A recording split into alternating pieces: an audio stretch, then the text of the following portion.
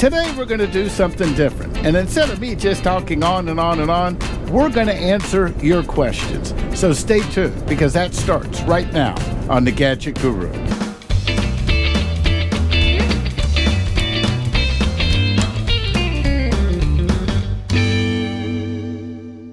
In case you're just catching up with the series, I'm the Gadget Guru Andy Parr. With me is my favorite co-pilot navigator, Siren Williams. You can follow Siren online at Instagram.com/Siren Williams. You know, the great thing about being online these days is that we can take your questions. I'm not a big fan of Facebook Live and YouTube Live, especially when I'm handling a bus at 70 miles an hour. I'd rather be taking it easy. But we do get a lot of questions. Remember, if you have questions, just go to our YouTube channel or Facebook. Here's, the descriptions below. And just write us a question. I'm not saying we're going to get to every one of them, but there's a lot of them that we've had a number of times. And I'm going to start with you. And by the way, Siren, I see a rest area coming up. Are we stopping at this one, or what's our next? We don't have to. We have another one in 25 miles if you'd rather. Okay, that's part of her job. She tells me when the next rest areas are, because while I can see them on the Garmin unit, I have to hit too many buttons to see where the next one is. Okay, I'm going to go and read you off the first question. A lot of people want to know, hey, Siren, is that your real name? No. Siren's not my real name. I was a singer-songwriter, and this was several years back. I released an album on iTunes and everywhere, basically, under my real name, and no one could find it because my real name is Jessica Williams, and that's obviously extremely popular, so no one could find it. There's another Jessica Williams, like a jazz musician or something, so I had to get creative, and I literally wrote out a huge list of potential names that I could use, but I had to check social media, Instagram, websites, other musicians. I had to check through everything to see which one was gonna not cause me any problems in any way. That was the only one that I could think of in my list that was just clear all around. So did you just pull Siren out of a hat? I just literally, me and my husband sat down and just came up with a huge list of ideas, more or less. Well, that's the one that worked, so we just went with it. When we go to the different campgrounds and parks, and people kind of recognize us, they go, "Oh, look, there's Siren." So it sticks there. Okay, what's the next question? What are all those screens Andy has on the dash? Okay, I think they're talking about all these things here. We'll cut to the overhead camera. I don't know how well you can see them, but I'm going to start from the right, coming over here to the left. And again, I know I've gotten this question a lot because I do have quite a bit in here. This is the Garmin 770 RV GPS. This is my go-to GPS. It's the second Garmin that I've owned. I had this, I believe the model was the 660 before. Really like this GPS. Now, tell you what I did.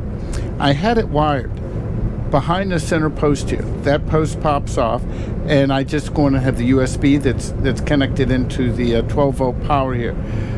It's just wonderful. It's a great location. I can see it clearly where I am. Siren can reach over and see it to see where we are. Now we come over to these two. Now I added one in here. This is where I keep my dash cam. The one that's on the left of center over here, that's a Magellan dash cam. A lot of people say, which dash cam do you like? Well, this is my second Magellan. I like the first one better. What I like about it is that while you're driving, and because there's GPS, it shows your actual real-time speed here. So without having to look down, I can glance up right now and tell you I'm going 61 miles an hour. The previous model, I don't know if you can see it here, but it kind of shows the image of what you're seeing with the speed below it. That's just, to me, a good feature. The previous model, however, once you were going for 3 or 4 minutes, the speed would be full screen. I like that one better. Now, for the first time today, and that's what that beeping is. I don't know if you can hear it through these microphones. That's one of the newer Garmin's. I think this is the model 55. And I just want to see how that is. It's half the size. What I use it for is that I want to have video so that if I need to insert it later into one of the videos we do, I have a good quality video. Fortunately, we haven't had anything that we would need, any accidents that we would need to document. And I hope it stays that way. But this Garmin has a lot of warnings it gives you, like forward collision. I need to turn that feature off in here. That might be good for some vehicles, but it's just going off too much. It sees there's a truck in front of us, but the bus we're on has the Prevost Aware system, which to me is the most sophisticated adaptive cruise control you can see on a motorhome or bus today. So we really don't need that. If it was a real alert, I would get it right here. Finally, this is my backup camera here. Now, let me tell you why I did this. I'm in a Marathon converted Prevost. Down here is a Crestron screen.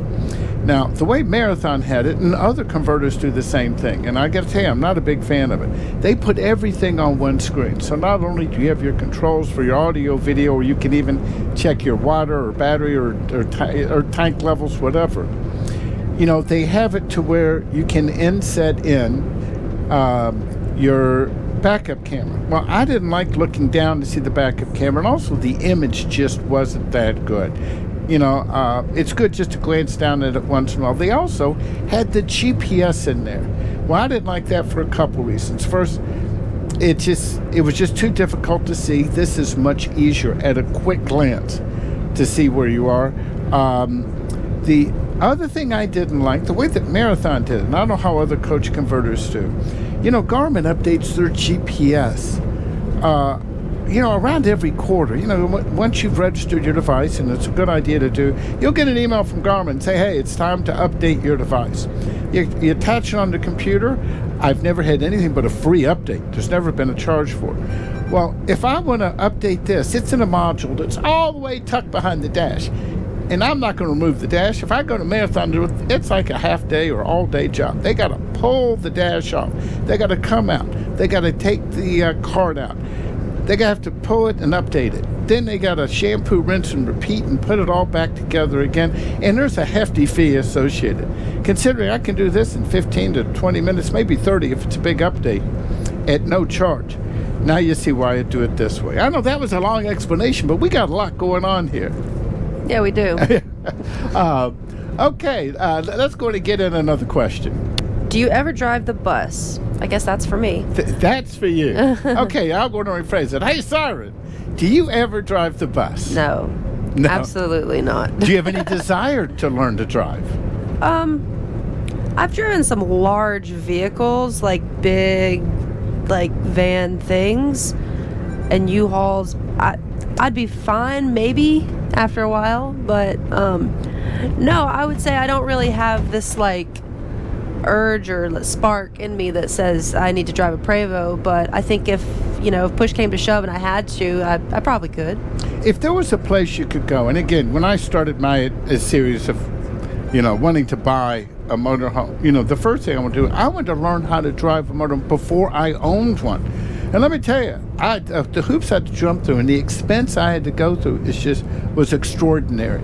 But if there was a place you could go and, let's say, take a weekend or 3-day class to learn the basics of how to drive a motorhome safely, would you take the class? Sure. Why not? See, I think that would be a really good thing. It's a safety thing. Yeah, because considering the amount we travel, if something happens to me, I wake up, I'm not feeling well. It's good to know you could take the wheel. Oh, absolutely. And I wouldn't have a heart attack while watching you drive. I just want to go to sleep. Okay, let's get one more question in. Okay, let me see. Do you feel safe in the motorhome? Okay, Siren, again, that question's for you, so I'll go on and rephrase it. Hey, Siren, you're sitting here in the navigator's seat. Do you feel safe in a motorhome? I think so, yeah. The only thing in here that I've looked at that I think could really hurt me if the bus flipped is this handle. I think if my head went into that handle, it would be bad. Otherwise, I think I'm okay. Well, again, I never thought about that. That's good input. It just sits there all the time, so I look at it a lot and think about that. But no, maybe I need a helmet. Kind of have, as a sub-question to that, I know in some of the questions we've gotten on YouTube or Facebook, people are asking, why aren't you wearing your seatbelt? I am wearing a seatbelt. And again, some of the I guess this is a 2014 Marathon initial. I have a shoulder harness and seatbelt, just like a car. You only have a seatbelt. Mm-hmm. Now, the reason I was given why they do it that way is that your seat can swivel around and be a part of it. So there really wasn't, and again, I don't want to answer for Marathon. It might be a NHTSA thing. I have no idea how that works. But Yeah, I would feel a lot better if you had a shoulder harness in there.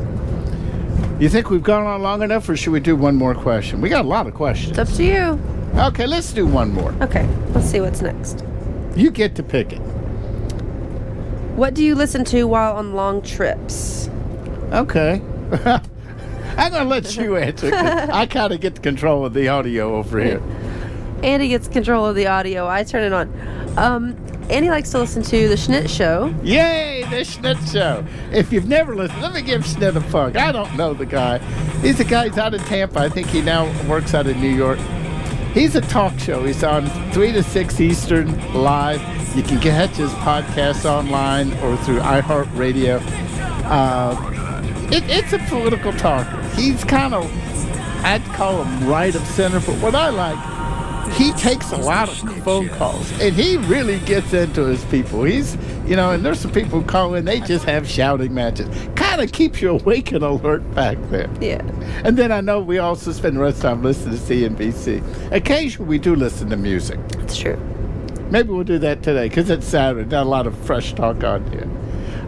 But let me point out, why don't you tell them, on this marathon, will we have to go through to listen to either the radio or music? Well, like if we're going to turn on the Schnit Show, for example, I go into this phone here, and then That's an iPhone you have over there. Right. And then I go to schnitshow.com or whatever it is. It's already on there. And then I go ahead and start it in that website, but then I have to go connect to BusNet. Yeah, which is an Apple. We're trying to connect to the Apple TV. Right. Which is all the way at the back of the bus, and I put a different Wi-Fi network in here, an intranet, so it's not connected to the outside internet. It's a chore, isn't it? It's not that bad, but yeah, I mean, it could be easier, I guess. Wouldn't it have been easier if Marathon had just put Bluetooth right up here? And then you just go Bluetooth and boom, it would come in the speakers overhead. Right, yeah. Okay, we're experimenting with something new. So let me just give you a teaser. Maybe we'll get into this in a future video. Hey, Alexa, what time is it? The time is 8:27 a.m. Okay, I don't know if you heard that, but she just told us it was 8:27 a.m. Now, we're experimenting with this. We have it where I can call up playlists, songs, connect to different stations. It goes through the Alexa. We're using the Echo Show here. We mounted it right back here.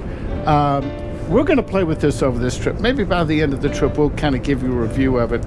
I know that Marathon and Liberty and others are adding Alexa features in there. I'm not loving what I'm seeing so far. I think it's a nice little baby step forward, but it's not, to me, the solution of what would be a good user interface for Motorhome yet. But the jury's still out. Okay, anything else? We kind of went on a lot longer than what we had planned to go. That's it for now. Okay, remember, the easiest way to keep posted of my new stories and videos is to simply like us on Facebook at facebook.com/thegadgetguru. To follow Siren, just go to instagram.com/SirenWilliams or just go to @SirenWilliams. Now, if you like this video, you're going to like this one. And if you like that one, you're going to like this one too. That's it for now. I'm the Gadget Guru, Andy Park.